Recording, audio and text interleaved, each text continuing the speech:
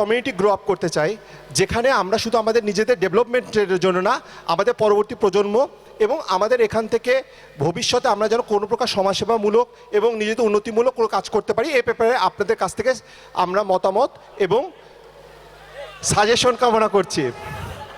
Please কেউ যদি বলতে চায় তাহলে প্লিজ আসেন। বিচ্ছিন্ন হয়ে যাবে, এই জায়গায় যেন আমরা না যাই, সেই জন্য কিছু কনক্রিট প্রস্তাবনা আছে। ঈদুল আজহায় একটি বড় কাজ আছে, যেটি প্রকাশনার কাজটাতে আমরা দেরি করে রেজিস্ট্রেশন করবার কারণে আমরা আসলে হাত দিতে পারিনি। আমরা চাই প্রভাতী এবং দিবা শাখার কারণে সেই জায়গাটি আজকে নিশ্চিত করতে হবে, ফর্ম পূরণ করতে হবে। 1 2 নম্বর একটি মন্তব্য খাতা আছে, এখন দিয়ে দেওয়া হবে। এরপর থেকে মন্তব্য খাতায় যারা উপস্থিত আছে আজকের যে অনুভূতি সেটা সবাই নাম, শাখা, মোবাইল নাম্বার এবং ইমেল অ্যাড্রেস দিয়ে লিখে রাখলে আমরা তাদের পাশে দাঁড়াতে পারি। এবং বলতে খুব কষ্ট হলেও নীরেন মুখোপাধ্যায়ের একটি কবিতা আছে, কেউ ডাক্তার হয়েছে, কেউ ইঞ্জিনিয়ার হয়েছে, কেউ রোদ্দুর হয়েছে, যার অবস্থা খারাপ, এরকম রোদ্দুরের মতো ছেলে পেলেও আমাদের মাঝে আছে। সেই জায়গায় আমরা আসলে সাহায্য করতে চাই। ইচ্ছা দিয়েছে মাহিন বন্ধু, ভাঁজপত্র আমাদের যে ফোল্ডার সেটি রাজু দিয়েছে, আতশবাজি রুশো দিয়েছে, আতশবাজি এবং আমাদের ফানুস উঠবে সেটি। সহধর্মীদের জন্য গিফট আছে, সেটি সুমন এবং মাহিন দিয়েছে এবং সাথে আতিকও কন্ট্রিবিউট করেছে। বন্ধু সন্তানদের জন্য গিফট, সেটি রাশেদ কন্ট্রিবিউট করেছে। 8 জন বন্ধুর জন্য প্রভাতী শাখার রেজিস্ট্রেশনে অর্থ সাহায্য করেছে আবু বকর মাসুম, 10,000 টাকা দিয়েছেন। আলপনা রং, আমাদের আলপনা রং করতে অনেক রং লাগতো এবং অনেক এগুলো সরবরাহ করেছে, আমরা তাদেরকে ক্রেস্ট এবং উত্তরীয় পরবর্তীতে দেব। ডায়েরি সরবরাহ করেছে রিভার গার্মেন্টস অ্যাক্সেসরিজ লিমিটেড এবং কিছু অতিরিক্ত অর্থ যে লেগেছে সেটি ফয়সাল আজাদ দীপু সেটি দিয়ে সাহায্য করেছে, ধন্যবাদ। এবং নিরলস পরিশ্রম সামগ্রী দুটি বাসায় ছিল এবং শীতলের মার কথা বলতেই হয়, আমরা তাকে মার মতনই শ্রদ্ধা করি। পানির যে এগুলো সে নিজে তুলে দিয়েছে আমাদের হাতে এবং এত খাবার সব শীতলের বাসায় ছিল এবং রাজনের বাসায় ছিল। এই 2 পরিবারের জন্য আমরা করতালি ধন্যবাদ জানাই। দিবা শাখায় কিছু নিরলস পরিশ্রমকারী রয়েছে, নাম বাদ পড়ে যেতে পারে, সেই জন্য বন্ধুদের কাছে ক্ষমা চাইবার কিছু নেই, নামগুলো পরে ধরাই দিলে হবে। রুহান, রঞ্জন, সঞ্চয়, রুমি, সুমন্ত, রুকু, পারভেজ, এরা নিরলসভাবে সবসময় সর্বাত্মক সহযোগিতা করেছে শারীরিকভাবে এবং মানসিকভাবে। এখানে যারা 150 জন রয়েছে, 150 জনই সহায়তা করেছে, বিধায় এই অনুষ্ঠানটি আমরা সফল করতে পেরেছি অর্ধেক পর্যন্ত। আমি আর কথা বাড়াবো না, পরবর্তী প্রস্তাবনাগুলো আসুক। পরবর্তী একটি গুরুত্বপূর্ণ অংশ আছে, আমরা যেন শিক্ষকদের কোনোভাবেই অসম্মান নিয়ে তারা যেন না যায়। সকালের অংশটির মতো ওই অংশটিও টাইট হতে হবে এবং পরবর্তী অংশগুলো টাইট হতে হবে। এবং আমাদের যে এই এত বড় আয়োজন, সেখানে কিছু ঘাটতি থেকে যাবে, এটি এখন কনক্রিট করে বলা যাচ্ছে না, কারণ খরচ হচ্ছেই। এটি হয়তো আমরা একটি ফিগার দাঁড় করাতে পারবো। সেই জায়গাটিতে আবার একটু আগাতে হবে। সেই জায়গাটি আমরা যেটি চিহ্নিত করেছি, সেই জায়গাটি আমরা যে প্রকাশনা বের করতে চাই, সে প্রকাশনায় আমরা কিছু স্পন্সর আহ্বান করব।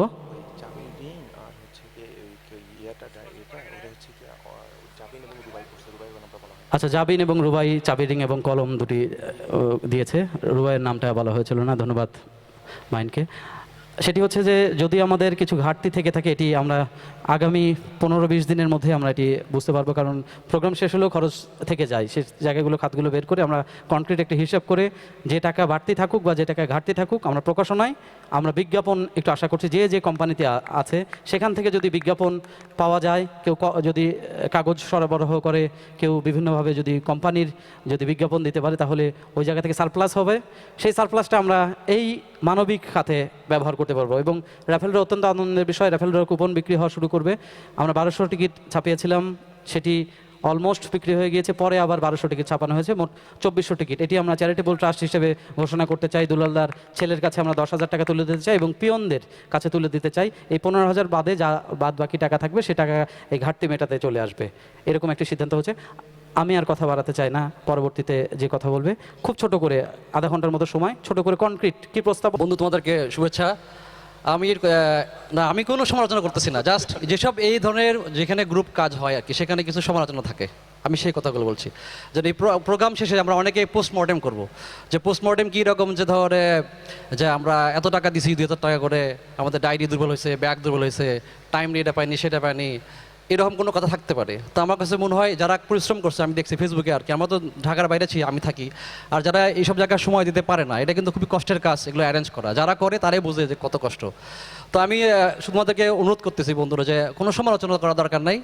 আর এরকম টাকায় না যে টাকা ঘাটতি হয়েছে, কেউ মারা খেয়েছে বা কে কত, অনেকে বলতে পারে যে হিসাব দে কত টাকা কী করলু। তো আমার কাছে মনে হয় না যে এটা করা উচিত। এটা ফার্স্ট টাইম, অনেক ক্ষেত্রে একটু ভুল ত্রুটি হইতেই পারে। প্রথমবার আমাদের বন্ধুদেরকে ধন্যবাদ দেওয়া উচিত, ওরা যা কষ্ট করছে। হ্যাঁ, এটা একটা ব্যাপার।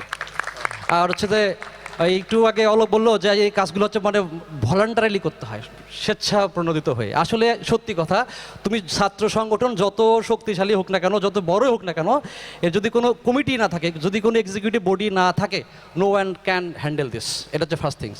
কেউই তুমি বিশেষ কর, আমরা এখান থেকে যাবো, আমরা কিন্তু খোঁজ খবর নিব না যে বন্ধু নেক্সট টাইম একটা ঈদের সময় প্রোগ্রাম হবে, অ্যারেঞ্জ কর। এই তো ঠিক আছে, তোরা কর, যদি টাকা চাস টাকা দিব, দোস্ত আমি সময় দিতে পারবো না। এই সময় দাও, এই সত্যি কথা বলতেছি। এই জন্য আমার মনে হয়, এটা আমার প্রস্তাব যে ডে শিফট এবং মর্নিং শিফট থেকে, ইভেন সায়েন্স এবং কমার্স থেকে, প্রত্যেক জায়গা থেকে একটা করে রিপ্রেজেন্টেটিভ নেওয়া উচিত, এজেন্ট নেওয়া উচিত। মানে যারা আর কি, এটাই আমি বলতে চাচ্ছি, এটা এক্সিকিউটিভ বডি, এটা আপার বডি, যারা এই ধরনের কাজগুলোতে কী করবে, ভলান্টারিলি কাজ করবে। যেমন আমি দেখলাম আমাদের কমার্স থেকে রুহান কাজ করছে, হুমায়ুন কাজ করছে, আর মনেশিপ থেকে এই অলোক, শীতল, এরা যেটা আমি অনেকেই দেখলাম আর কি, এরা খুবই নিজের থেকে কাজ করছে। আমি এর কাছে দেখলাম যে অথচ আমরা ঈদের সময় শপিং করতেছি, ঘোরাফেরা করতেছি, এরা কী করতেছে, দিনের মানে ঘন্টার পর ঘন্টা সারাদিন রোজা থেকে, বগুড়া যারা থাকে আর কি, বা যারা যারা ছিল না হোয়াট এভার, তারা খুব কষ্ট করে পরিশ্রম করে সারে বাড়ি যায়, এই যে কাজগুলো করছে, এটা আমরা কিন্তু করতে পারি না, ওর সাথে করছে। এই জন্য বলছি যে আর অনেকে এমন কথা আসছে যে এই যে পুনর্মিলনী হচ্ছে, এটা এই প্রস্তাব আসলো থেকে। এর আগে বগুড়ায় যে মহাস্থান করে যে আমরা যদি একবার গেট টুগেদার করলাম, সেখানে অনেক ছেলেপেলে শুনছি, আমি বলতে শুনছি যে আমি তো এখানে ছিলাম না, আমি কেন অ্যাটেন্ড করবো, আমাকে বাদ দিয়ে ইয়ে করা হয়েছে, প্রস্তাব করা হয়েছে। হ্যাঁ, ওটা তো আমরা চাচ্ছি না বন্ধু এই ধরনের কোনো সমালোচনা মধ্যে না যেতে, আমরা ভলান্টারিলি কাজগুলো করব। আর প্রস্তাবনা আমরা একটাই, সেটা হচ্ছে অবশ্যই একটা কি থাকা উচিত, এক্সিকিউটিভ একটা বডি থাকা উচিত। Thank you. এরপর যারা আসতে চাও বন্ধুরা, তারা চলে আসো এক এক করে। কে আসতে চাও প্রস্তাবনার সম্বন্ধে? আচ্ছা, রঞ্জন কুমার গোস্বামী। যেটা বলতে চাচ্ছিলাম, প্রথম কথা হচ্ছে এখানে কোনো ভূমিকার কথা হচ্ছিল না, তারপরে একটু ভূমিকা অ্যাড করতে চাচ্ছি। সেটা হচ্ছে এরকম যে আমি যখন হেডমাস্টার ম্যাডামের রুমে যাই এই গেঞ্জিটা দেওয়ার জন্য এবং খাবার দেওয়ার জন্য, হেডমাস্টার ম্যাম যিনি এখন আছেন, উমাইয়া কোতারা ম্যাডাম এবং হজরত আলী স্যার, এটা কমপ্লিমেন্টারি বলবো না, আমি একদম তাদের ভেতর থেকেই খুব ভূয়সী প্রশংসা করেছেন আমরা যে অনুষ্ঠানটা আয়োজন করেছি এবং যেভাবে বিষয়গুলো পরিচালিত হয়েছে তার জন্য খুব ভূয়সী প্রশংসা করেছেন। আমার মনে হয় এটা আমরা প্রশংসার দাবিদার, এটা একটা প্রথম কথা। আর সবাই বৃত্তির কথা বলছে, ম্যাডাম নিজেও বললেন যে জেলা প্রশাসন থেকে যদি সাহায্য পাওয়া যায়, বগুড়া জেলা স্কুল কর্তৃপক্ষ এখানে কন্ট্রিবিউট করবে ফাইন্যান্সিয়ালি। আচ্ছা, বৃত্তির ব্যাপারটা গেল, এটা একটা মানে মানবিক একটা সাহায্য, কিন্তু আমরা যদি আমাদের জন্যও কিছু করতে চাই, আমার মনে হয় প্রস্তাবনা আমার এটাই যে একটা লাইফ ইন্স্যুরেন্স টাইপ কিছু করা যায় কিনা। যারা লাইফ ইন্স্যুরেন্স আছে বা ব্যাংকিং সেক্টরের সাথে যারা জড়িত, এটাকে কোনোভাবে এরকম শেপে নিয়ে এসে, আমাদের যেই শেপে দরকার সেই শেপে নিয়ে এসে করা যায় কিনা, এটা একটু বোধহয় চিন্তা ভাবনা করে কোনো না কোনো সময় দেখা যেতে পারে। ধন্যবাদ সবাইকে। হয় ভালো ছাত্রদের দেয়, না হলে যাদের টাকা পয়সার অভাব তাদের দেয়। আমার মতে আমাদের সেই স্টুডেন্টদের বৃত্তি দেওয়া উচিত যারা ধরো যে লাইফে প্রোগ্রেস করতেছে বেশি। আমার মতামত যে ক্লাস 8-এ কিংবা ক্লাস 5-এ যে ছেলেটা, হ্যাঁ তো যে ছেলেটা ধর 42 রোল থেকে 28 রোল হয়েছে, সে বৃত্তি পাওয়া বেশি জরুরি। ঠিক আছে, তো এটা আমার প্রস্তাব যে আমরা যখন বৃত্তির ব্যাপারে কথা বলবো, যে সবচেয়ে বেশি যে প্রোগ্রেস করছে তাকে আমরা এনকারেজ করি বেশি। ঠিক আছে, আমার এটাই পন্থই। আচ্ছা, প্রথমেই একটা বিগ থ্যাংক ইউ যারা আসছে সবাইকে। আমি আজকে অনেক বছর পরে মোটামুটি অনেক বন্ধু বান্ধবকে একসাথে একটা প্ল্যাটফর্মে দেখতেছি। এটা আমাদের জন্য, আমার জন্য, আমাদের সবার জন্য অনেক বড় একটা আনন্দের বিষয়। তো আমি একটা জিনিস বলতে চাই, সেটা হচ্ছে যে আমরা যেই কাজটা করলাম, এবার সবাই মিলে চেষ্টা করে একটা অনুষ্ঠান করলাম, আমরা এটার যেন কন্টিনিউয়েশনটা থাকে।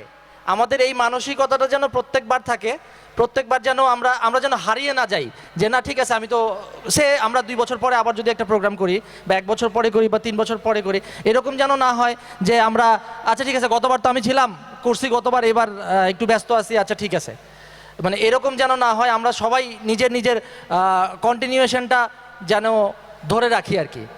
এতে হবে আসলে বয়স আমাদের সবারই বেড়ে যাচ্ছে, ব্যস্ততাও বাড়তেছে, বাট তারপরেও আজকের দিনের আমাদের সবার যে আনন্দটা, সবার যে ফিলিংসটা, এটা আসলে আমার মনে হয় না যে পৃথিবীতে অন্য কোনো কিছু দিয়ে আর পাওয়া সম্ভব।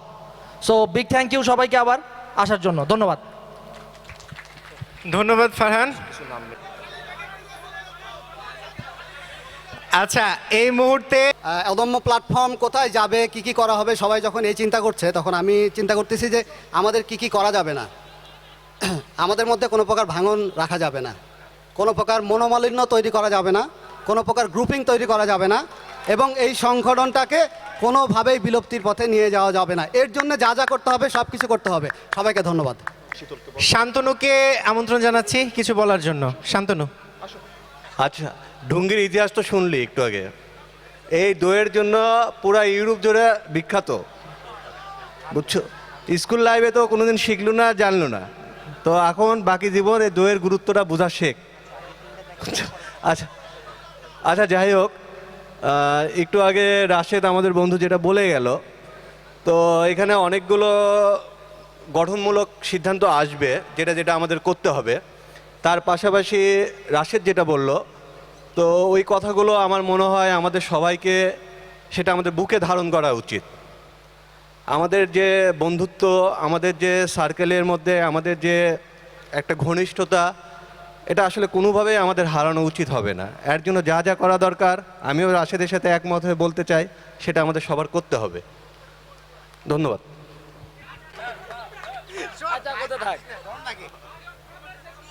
আসসালামু আলাইকুম। আচ্ছা, একটু আগে প্রস্তাবনা আসছে যে বৃত্তির ব্যবস্থা করা যায়, যারা ভালো রেজাল্ট করতেছে, যারা একটু পিছায় আছে আর্থিকভাবে, যে যারা আসলে আর্থিক কারণেই অংশগ্রহণ করতে ইচ্ছুক ছিল না, তার মধ্যে আচ্ছা নাম বলতেছি না, তো ঘটনা হচ্ছে যে আমরা চাচ্ছি যে যারা একটু পিছায় আছে আর্থিকভাবে, আমাদের মধ্যে যারা পিছায় আছে তাদেরকে আমরা কিভাবে সাহায্য করতে পারি, আমরা এটার ফান্ডা ব্যবস্থা করতে চাই, এটা পাকাপোক্ত করতে চাই। বৃত্তির ব্যবস্থা সরকার করতেছে, আমাদের উন্নত একটা স্কুল বৃত্তিতে আমার মনে হয় খুব একটা সমস্যা নাই। আরেকটা কথা বলতেছি, একটু আগে আমার এক ভাই বলে গেল যে হয়েছে ওই বন্ধুদের মধ্যে একতা থাকতে হবে। তো আমরা ছোটোবেলা থেকে সবার ক্যারেক্টারিস্টিক আলাদা আলাদা, কেউ ভাব নিয়ে কথা বলে, কেউ গালি দিয়ে কথা বলে, কেউ নেতৃত্ব ফলাইতে চায়, কেউ মফিজ থাকতে পছন্দ করে। তো যাই হোক, যে যেমনই আছে আমরা এটা অ্যাকসেপ্ট করবো। আমার একটা বন্ধু ভাব নিয়ে কথা বইলা মানে ভালোবাসে, কিংবা অভ্যাস তার ভাব নিয়ে কথা বলতে, আমরা এটা মাইনে নিব, আমারই তো বন্ধু, আমার বন্ধু ভাব নিয়ে কথা বলবে, ওইটাই আমার কাছে ভালো লাগবে, আমার বন্ধু। আর একটা কথা হচ্ছে, আচ্ছা আমার ভুল হয়েছে, আমার বাড়ি হচ্ছে পাবনায়, আমার রুট পাবনায়, পাবনার থেকে বাপ আসলো বগুড়াত, 40 বছর থাকলো, ওই জায়গা থেকে আবার মাঝখানে আরেক জায়গায় ছিলাম, চিটাগাংয়েও ছিলাম, এখন 2002 সাল থেকে সিলেটে, বিয়েও করছি সিলেটে। তো তোমাদের সবাইকে আমি দাওয়াত দিচ্ছি, আমি একবারে সেন্টারে থাকি, শাহজালাল দরগার ওইখানে গিয়ে আমাকে মনে না থাকলেও, আমার নাম্বার না থাকলেও খুঁজে পাবা। এটা হচ্ছে যে ঠিক দরগা মেইন গেটের সাথে একটা 13তলা বিল্ডিং আছে, 13তলা বিল্ডিং আছে, এটা হচ্ছে রোজ গার্ডেন টাওয়ার। মামা মামা তোর বন্ধু মাল তো। তো ঘটনা হচ্ছে তোমরা সবাই আসবা, দাওয়াত দিয়ে গেলাম। আর তোমাকে তো আমি দাওয়াত দিছি, তুমি আসুনি স্যাংরা। আর একটা কথা হচ্ছে যে আমরা যদি, আচ্ছা বলো আমি কি বলবো, কোন সেন্টেন্সটা বলবো, আমি বলি।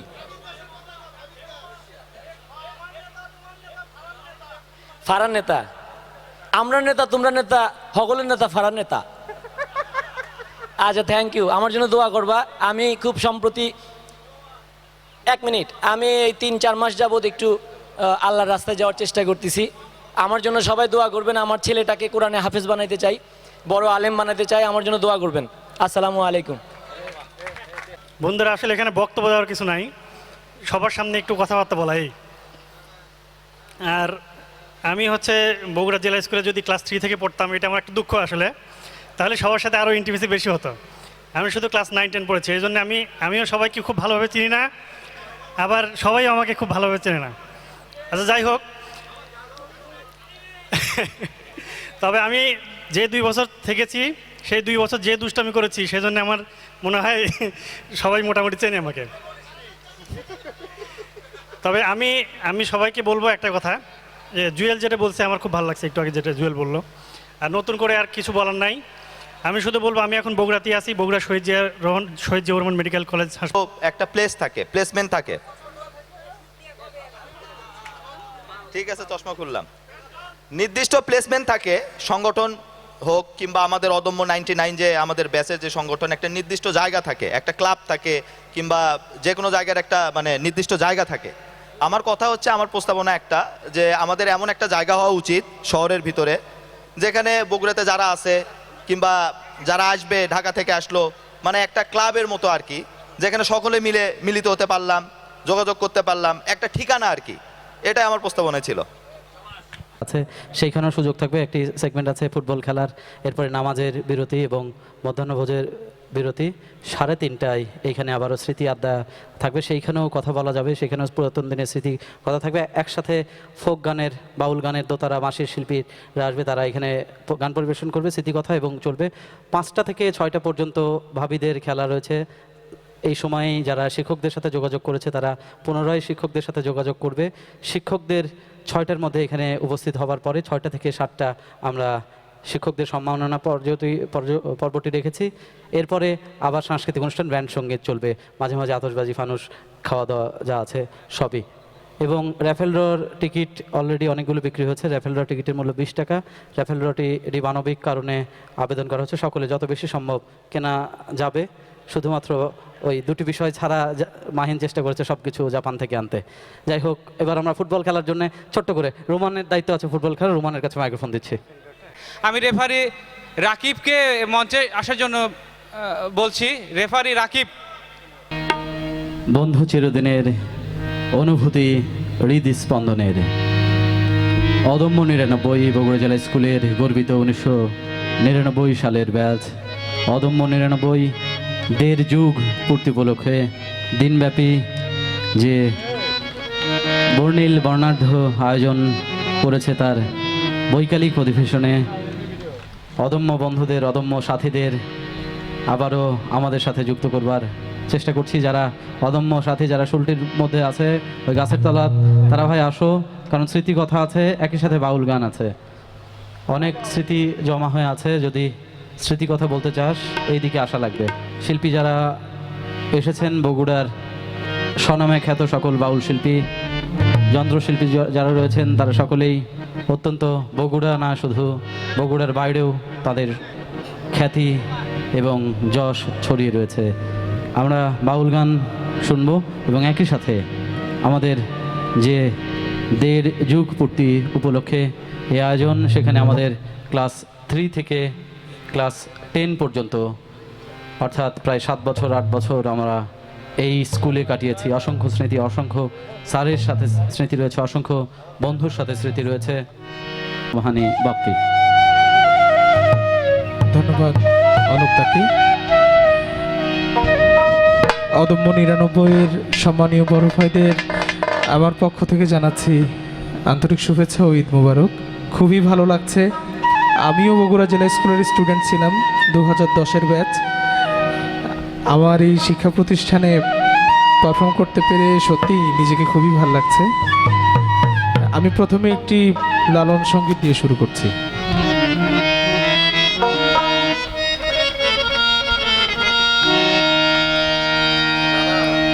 শুনিলে প্রাণ চমকে ওঠে,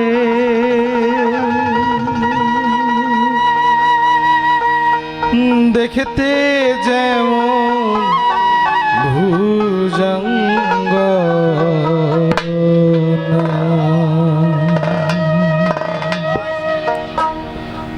যেখানে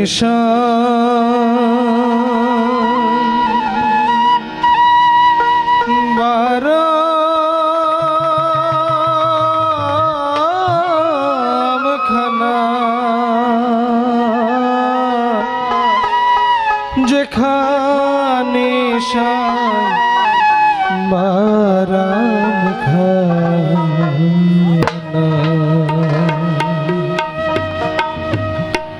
যেখানে সায়ের বারাম খানা, যেখানে সায়ের বারাম খানা, শুনিলে প্রাণ চমকে ওঠে, শুনিলে প্রাণ চমকে ওঠে, দেখতে যেমন ভুজঙ্গনা, যেখানে সায়ের বারাম খানা, যেখানে সায়ের বারাম খানা, যেখানে সায়ের বারাম খানা, যেখানে সায়ের বারাম খানা।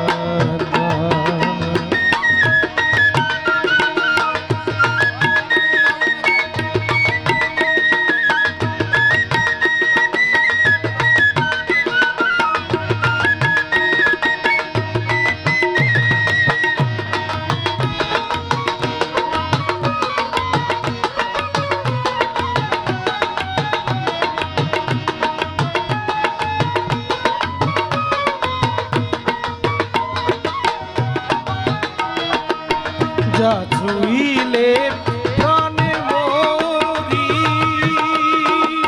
সেই জগতে তাইতে তরি, যা ছুঁইলে প্রাণে মরি, সেই জগতে তাইতে তরি, বুঝেও তা বুঝতে নারী, বুঝেও তা বুঝতে নারী, কীর্তি কর্মার কি কারখানা, যেখানে সায়ের বারাম খানা, যেখানে সায়ের বারাম খানা, যেখানে সায়ের বারাম খানা, যেখানে সায়ের বারাম খানা।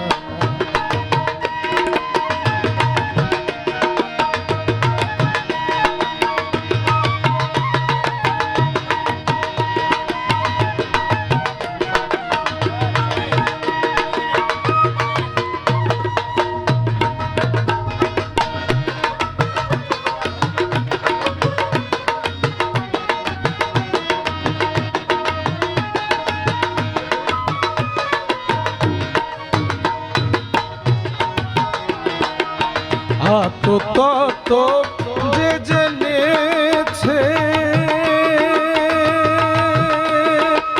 দিব্যজ্ঞানী সে হয়েছে, তত যে জেনেছে,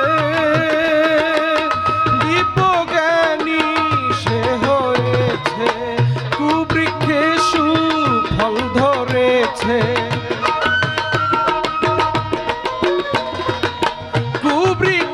সুফল ধরেছে, আমার মনের ঘোর গেল না, যেখানে সায়ের বারাম খানা, যেখানে সায়ের বারাম খানা, যেখানে সায়ের বারাম খানা, যেখানে সায়ের বারাম খানা।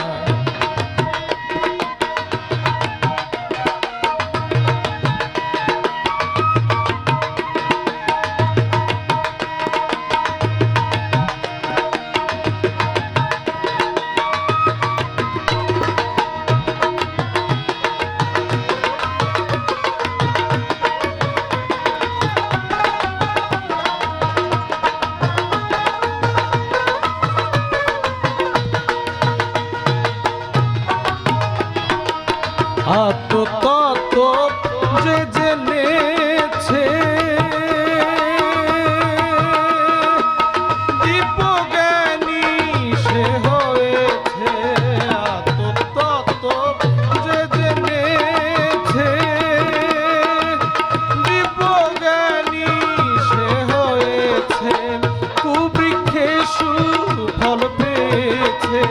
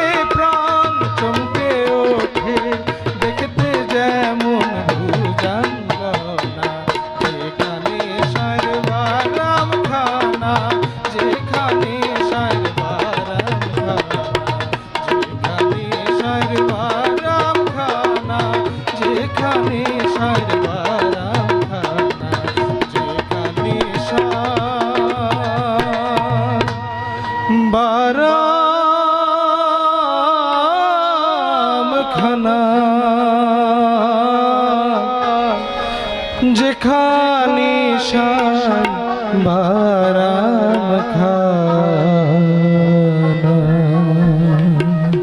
ধন্যবাদ। ছাড়ে না মদনে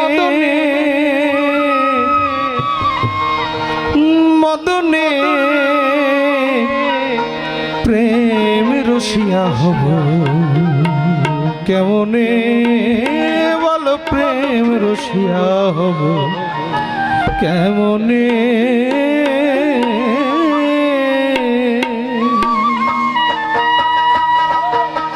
করিমানা কাম ছাড়ে না করিমানা কাম ছাড়ে না মদনে মদনে প্রেম রসিয়া হব কেমনে বলো প্রেম রসিয়া হব কেমনে।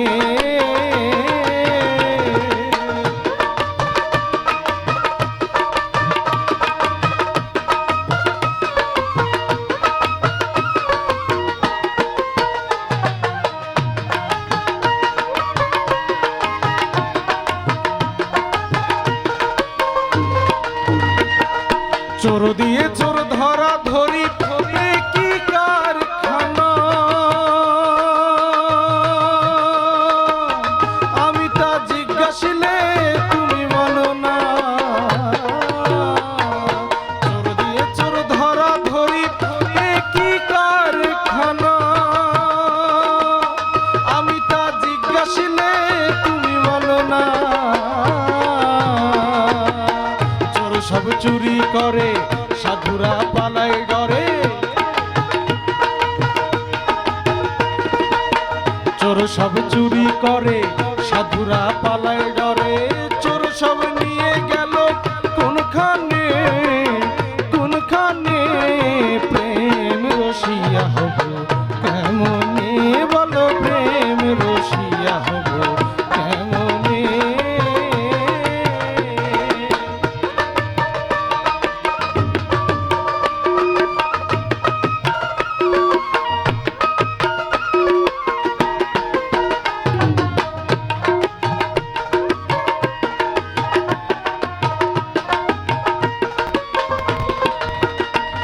আমার লালন সাইজি বিনয় করে সিরাজ সাইজির কয় স্বামী মারিলে নাকি নালিশ করিব কোথায়। লালন সাইজি বিনয় করে সিরাজ সাইজির কয় স্বামী মারিলে নাকি নালিশ করিব কোথায়। তুমি মোর প্রাণপতি কি দিয়ে রাখবো রতি। তুমি মোর প্রাণপতি কি দিয়ে রাখবো রতি কেমনে হব সতী চরণে চরণে প্রেম রসিয়া হব কেমনে বলো প্রেম রসিয়া হব কেমনে। করিমানা কাম ছাড়ে না করিমানা কাম ছাড়ে না মদনে মদনে প্রেম রসিয়া হব কেমনে বলো প্রেম রসিয়া হব কেমনে বলো প্রেম রসিয়া হব কেমনে।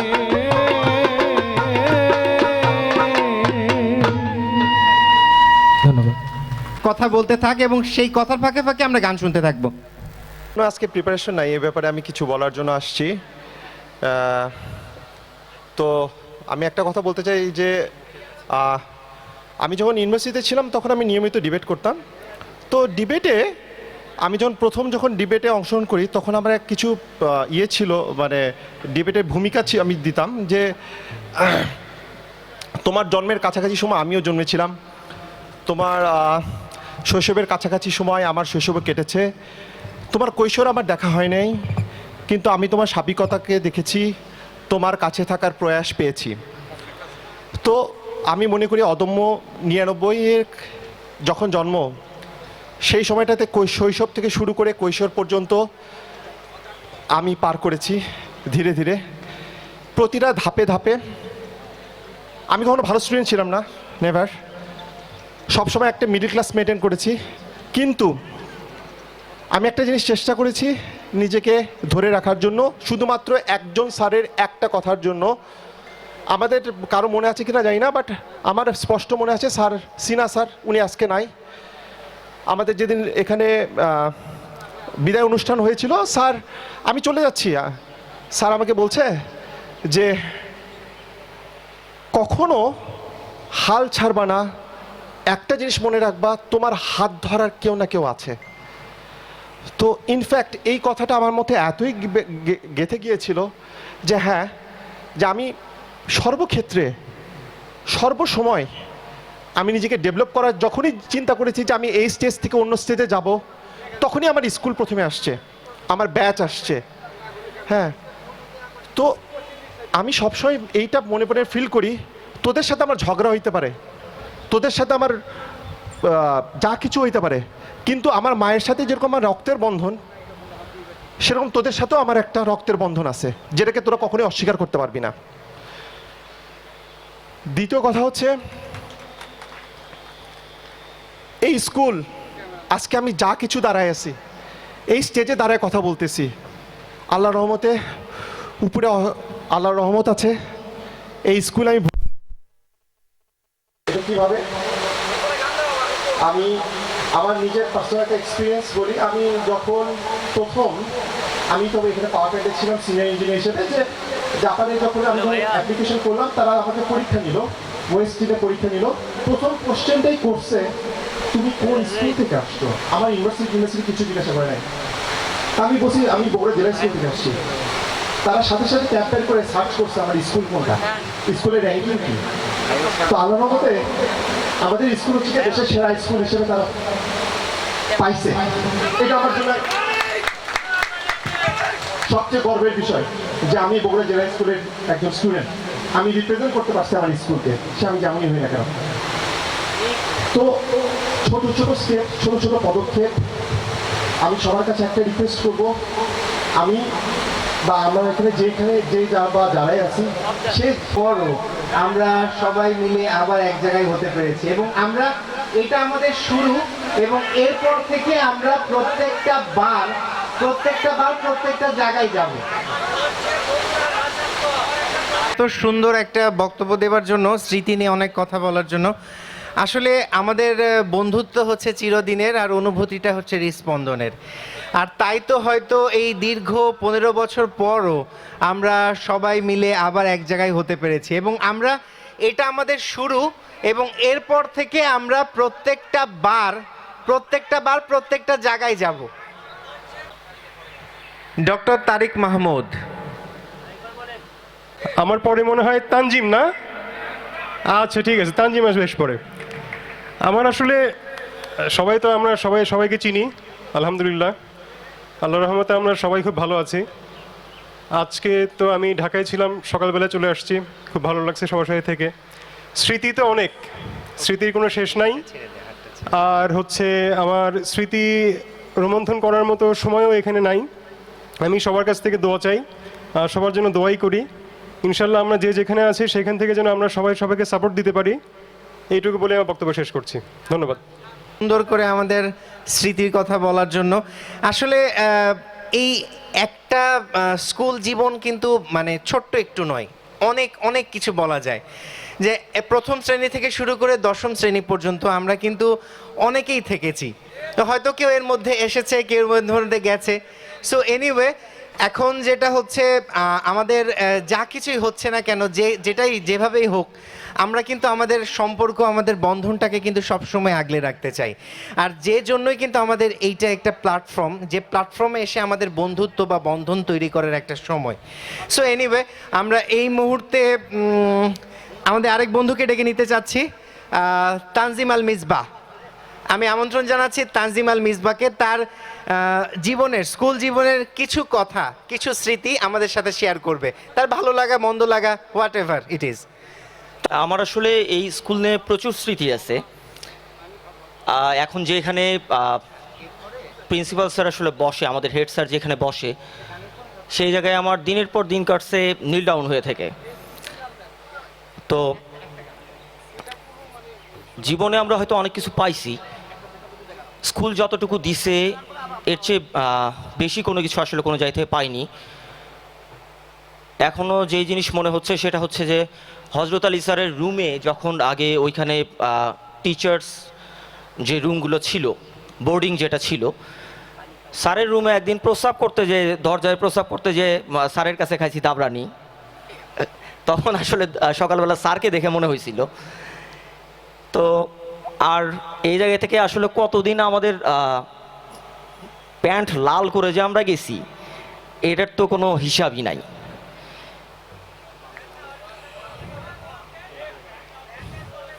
আচ্ছা, গোয়া লাল করে গেছি, এখন হলো আর আজকের আসলে আমরা যতটুকু যদি একদম বেসিক ধরি, আমরা বেসিক ধরলে সব কিছু এই স্কুল থেকে। আজকে হয়তো আমাদের অনেক ফ্রেন্ড অনেক কিছু অনেক বড় বড় জায়গায় আছে, কিন্তু আমাদের একদম প্রাইমারি লেভেল যদি আমরা ধরি, যে এখান থেকে আমাদের বেসমেন্টটা তৈরি হয়েছে, সেটা অবশ্যই অবশ্যই এই স্কুল। আর এই স্কুলের আসলে হজরত আলী স্যার বাঁচবে সম্ভবত অনেক দিন। স্যার আসতেছে,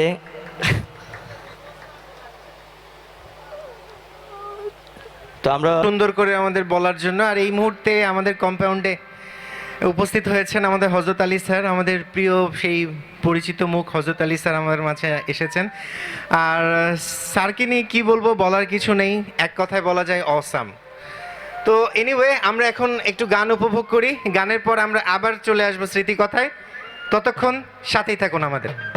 উপস্থিত অদম্য 99-এর সকল সদস্যবৃন্দ, যদিও বয়সে আমি অনেক প্রবীণ, 80-র ব্যাচ আমরা বগুড়া কমার্স ইনস্টিটিউশন থেকে, 80 থেকে 90 বগুড়া ইয়ুথ করে থাকার কারণে যখন আঞ্চলিক ভাষায় বল বলে একজন চিৎকার করে উঠল, তখন বুকটা অনেকখানি ফুলে গিয়েছিল।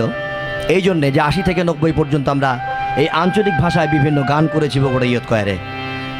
আর তারপর বিবর্তন বগুড়ার জন্ম হয়। সেই বিবর্তন বগুড়ার প্রথম সৃষ্টি আমাদের একটি আঞ্চলিক জারি, এই জারি দিয়ে আজকের আঞ্চলিক পর্ব, এবং তারপরে একটি মরমী গান, সেটিও বগুড়ার আঞ্চলিক ভাষায়। আমার নাম মোহাম্মদ জাকারিয়া শেখ জাস্টিস, আপনাদের সামনে উপস্থাপন করছি আজকের এই প্রথম আঞ্চলিক জারিটি। আর পয়লা দি বন্দনা করি আল্লাহ নবীর নাম,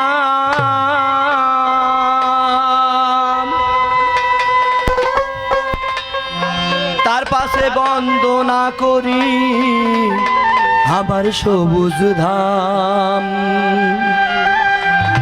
উত্তর দক্ষিণ পূব পশ্চিমে আসেন যত গুরু, আদেশ গুলি কি স্মরণ করা এ জারি কোনো শুরু। উত্তরবঙ্গের মধ্যে খান্তি বগুড়া জেলা ভাই, আরে বগুড়া জেলা ভাই, মিছিয়া না বগুড়ার কথা এ জারিতে কোয়া যায়, ভাইরে জারিতে কোয়া যায়। বগরা খানের নাম দিয়া এই বগুড়া জেলা হসে, ভাইরে বগুড়া জেলা হসে। ইতিহাসের পাতা তো যে তাই লেখা আছে, আরে তাই লেখা আছে। ও ভাই, পুরা কীর্তি দিয়ে ভরা আমাকে রে জেলা, আরে আমাকে রে জেলা। আরে সিটাই আছে এটি ওটি দেখবার পাবা মেলা, আরে দেখবার পাবা মেলা। ও ভাই রে, দেখবার পাবা মেলা। আরে সতলদি করতোয়া এই বগুড়াতি আছে, ভরা টাউনের মধ্যে দিয়া নদী কোনা বইয়া গেছে। এই নদীর পাড়তি আছে ফতে আলীর মাজার, আর বাবার নামে আছে 5 রাত ফতে আলী বাজার। হিদা মাছ গোস্ত তৈ তরকারি কি নেবেন সব পাওয়া যায় এটি।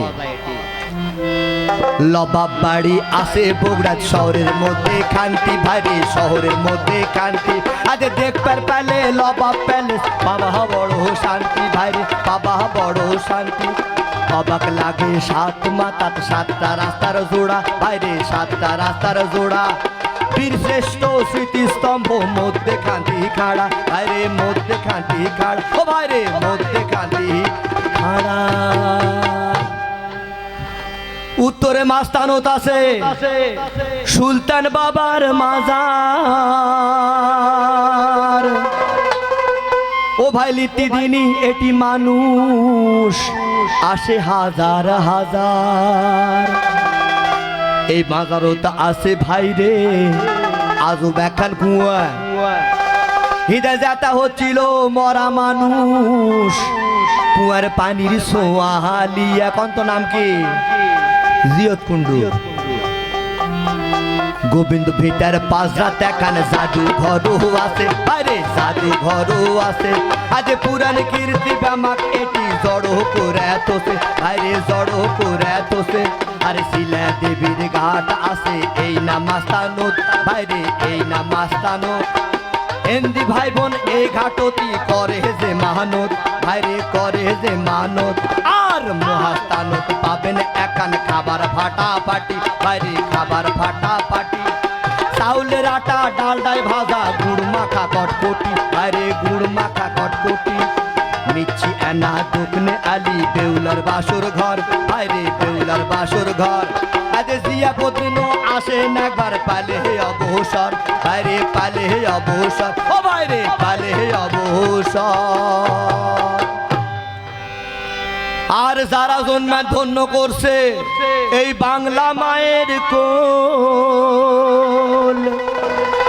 আমাকে রেও গর্ব তারা যারা এই বগুড়ারই সোল কারা প্রফুল্ল চাকি এই বগুড়ার সোল বড়ই গর্বের ধন হৃদয় যার ত্যাগে জ্বলিছিল ব্রিটিশ বিরোধী আন্দোলন এই দেশটা স্বাধীনতার আগে নাম কি আসলো কন্ত পূর্ব পাকিস্তান সেই পাকিস্তানের প্রধানমন্ত্রী আসলো মোহাম্মদ আলী বাইরে আসলো মোহাম্মদ আলী সেই লোক মন তুইও যায়ও না জান ভুলি বাইরে যায়ও না জান ভুলি এই বগুড়ার সোল বাইরে আসলো শহীদ জিয়া বাইরে আসলো শহীদ জিয়া দেশের মানুষ আদৌ বাঁচে সেই সোলো কিলিয়া বাইরে সেই সোলো কিলিয়া মুশফিকুর রহিম বাংলার বাগ ক্রিকেটের টাইগার বাইরে ক্রিকেটের টাইগার তাই খালি বগুড়া লয় সারা দেশের অহংকার সারা দেশের অহংকার ও সারা দেশের অহংকার এর বাদে আর এক না কথা ফুসুত করে কই ও ভাই বগুড়াত পাবেন দেশের সেরা বার কিশোর আর দই আরো আছে শুকনা পোতে শিখতে হাগড়ায় আলু আজ শিল্প বাণিজ্য ব্যবসা সবই এটি চালু ঠিক না কোতে কোতে হাফসা গেল বগুড়ার কথা ভাই হাই রে বগুড়ার কথা ভাই আজ কবার চালু এখন দেখি হাতত টাইম নাই ও ভাই রে হাতত টাইম নাই তাই বগুড়াত আসার দাওয়াত দিয়ে বিদায় লিবার চাই আমরা বিদায় লিবার চাই সালাম প্রণাম জানে এবার বিদায় হইয়া যায় ভাই রে সালাম প্রণাম জানে এবার বিদায় হইয়া যায় ও ভাই রে সালাম প্রণাম জানে এবার বিদায় হইয়া যায়। ধন্যবাদ সকলকে। এরপর একটি মরমী আঞ্চলিক গান গেয়ে আমি আমার পর্ব শেষ করব। তবে আমরা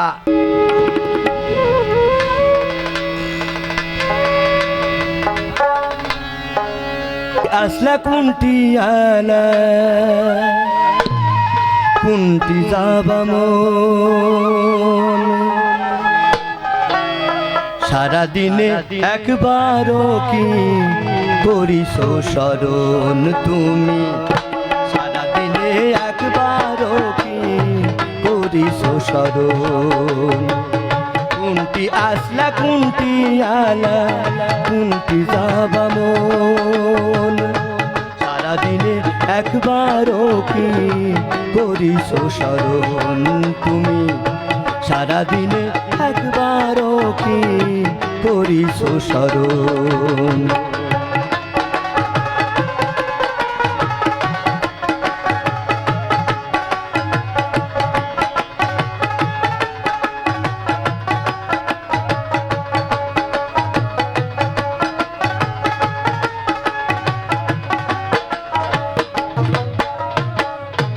মিশাই করো কাজা কাজি দেখাও বাহাদুরি সব কিছুই থাকবি পোড়া রঙিন জমিদারি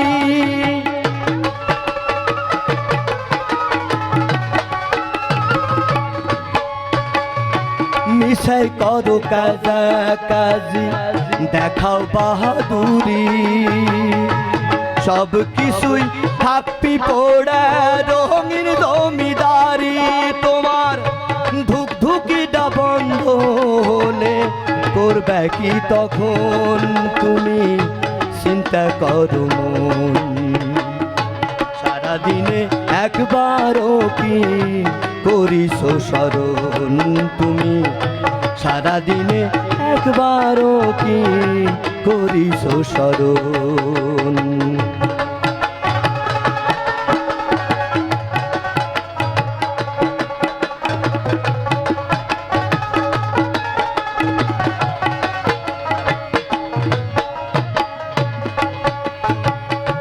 মায়ের গর্ভে আসলে তুমি 10 মাস 10 দিন শোধ করছো কি মায়ের দুধের মিঠিয়া নারিন মায়ের গর্ভে আসলে তুমি 10 মাস 10 দিন শোধ করছো কি মায়ের দুধের মিঠিয়া নারিন বাপ মাও কোনটি তোমার কোন সে ঝোপে ঝাড়ে বাপ মায়ের কথা কি একবারও মনে পড়ে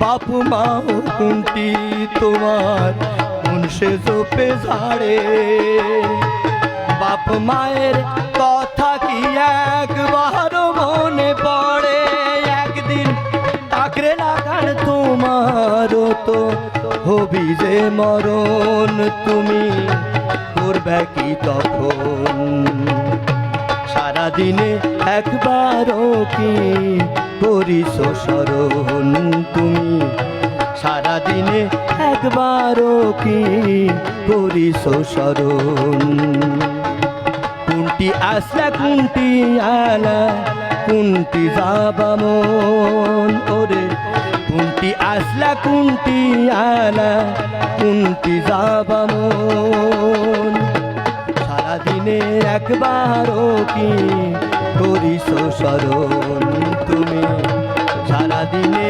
একবারও কি করিস স্মরণ তুমি সারাদিনে একবারও কি করিস স্মরণ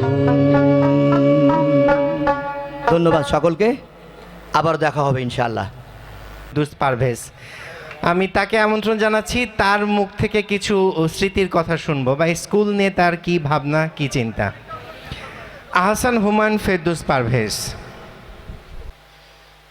প্যাথেটিক নিউজ সবার জন্যই আমরা সবাই অ্যাসেম্বলি যখন দাঁড়ায় আছি হযরত আলী স্যার বললেন যে এটার জন্য 2 মিনিট নীরবতা পালন করতে তো 2 মিনিট নীরবতা পালন শেষ হওয়ার সাথে সাথে স্যার বলল এই জন্য আজকে স্কুল বন্ধ থাকবে ক্লাস অফ থাকবে এবং সম্ভবত আমরা সবাই সেটা শোনা মাত্র তালি ফোটান শুরু করছিলাম এবং সাথে সাথে হয়তো লাফালাফি শুরু করছিলাম এবং স্মরণকালের সম্ভবত সেদিন আমাদের সবগুলো স্যার মানে ব্যাট নিয়ে সবাইকে সেরকম ধোলাই দিয়েছিল এটাই মানে আমার সেরকম মানে মনটাকে এখনও নাড়া দেয় আমি আমার পরে ডাকবো আমাদের বন্ধু আরাফাতকে কিছু বলার জন্য আচ্ছা বন্ধু চিরদিনের অনুভূতির স্পন্দনের সো আমরা এই অনুভূতির কথা শুনলাম এবং এই মুহূর্তে মিসকে ডাকার জন্য প্রথমেই সব সহপাঠী বন্ধুদেরকে ধন্যবাদ জানাচ্ছি এবং খুবই আনন্দিত এমন একটি অনুষ্ঠানের আয়োজন করার জন্য এবং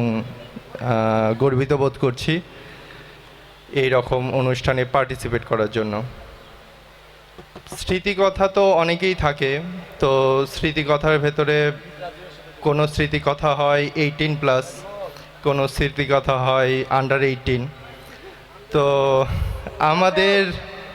আমাদের বন্ধুরা এখানে যারা স্মৃতিকথা বলে গিয়েছেন তারা প্রত্যেকেই খুব ফর্মালি কথা বলেছেন, তো আমি এত ফর্মালিটিজের মধ্যে যাব না। একটা মজার কথা বলছি, কিন্তু এটা স্কুলে হয়নি, স্কুলের বাইরে হয়েছিল। কোনো একটা প্রয়োজনে ইন্টারমিডিয়েটের পরে আমি ঢাকায় গিয়েছিলাম, তো পরের দিন সকালবেলা কাজ ছিল, তো আমি বিকেলবেলা রওনা দিয়ে ঢাকায় পৌঁছেছিলাম সন্ধ্যায়। কথা ছিল রাজীবদের মেসে গিয়ে থাকবো আমি, তো বাই এনি চান্স আমি রাজীবদের মেসে যাইনি, একটা হোটেলে উঠেছি। কিন্তু আমি আসলে জানতাম না যে ওই আবাসিক হোটেলটার পরিবেশটা খুব একটা ভালো না।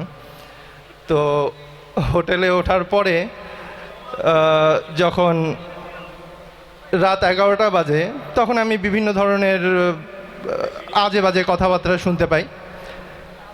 তো যখন আমি বুঝতে পারলাম যে হোটেলটার পরিবেশ খুব একটা ভালো না, আমি আমাদের এই বন্ধু উপস্থিত নাই এখানে, শরীফুলকে ফোন করলাম এবং শরীফুলকে বললাম যে দোস্ত আমাকে এখান থেকে তুই নিয়ে যা।